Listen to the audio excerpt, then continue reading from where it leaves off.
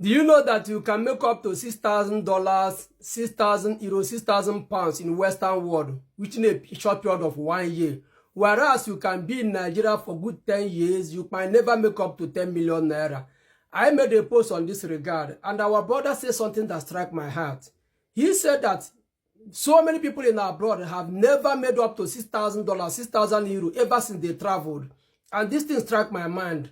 You see, in abroad, while some of us are walking like an elephant and remain like a grasshopper, because of some certain problems some of us are carrying back home. Apart from immediate family problem, parents, siblings, I'm talking of extended external problems, maybe supporting some sick people, NGO, giving people one help or the other. You know what I mean? Some of you are in abroad, you understand better. Whether you're in Malaysia, Dubai, Germany, Europe, America, or wherever, you have in one way or the other help people back home.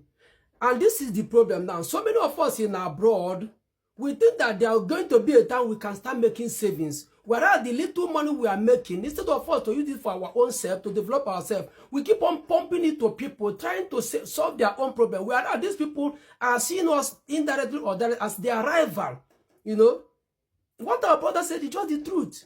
I don't have up to 6,000 euros after being so many years in Europe. Likewise, so many of us. Even you that is watching me now and are going to watch this program, you are having problem with your husband because all the money that comes in, your husband keep on pumping it to his family problem, his friends, relatives, solving people's problem. Whereas you and your children are suffering abroad. Your husband is making a hell of money, but ended up spending that money on status strangers, supporting them. Likewise, you as a woman, you work 24 hours in America, in UK. At the end of the day, you share the money back home, and you ended up with nothing. You can't even buy good clothes, good shoes. You can't even have time to do holidays or to enjoy that suffer your money you are making. So they work 24 hours, you work nights, you work day. At the end of the day, you solve the problem of this man, solve the problem of the other man. Some of us that are still searching for documents, some of us that are still believing God for documents.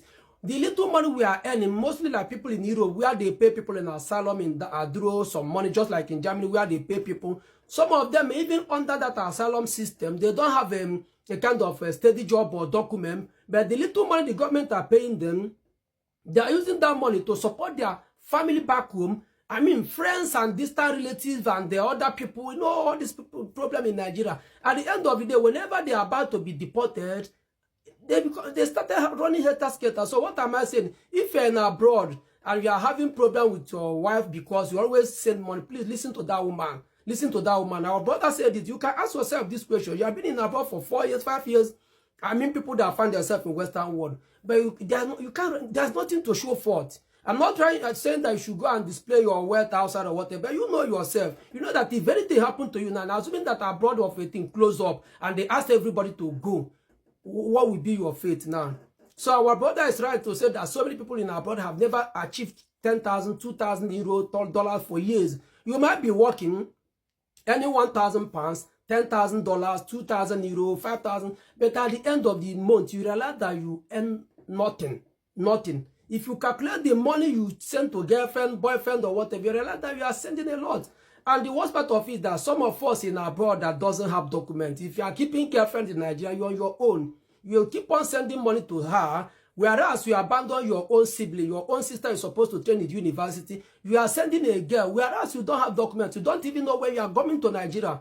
It might take you 2 years, 10 years before you come back. She must have gotten married and move on with her life.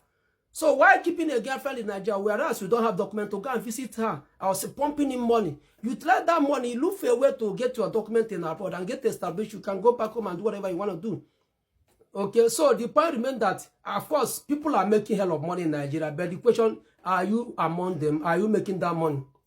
How many percentage of people are making it? I've been in business in Nigeria. I failed, just like every other one. Even you that is doing business now, you know that your 100 million, 200 million, 50 million is dwindling. You are seeing yourself going back to the village. The point remains that if you're opportune to find yourself in Western world, I think there's hope.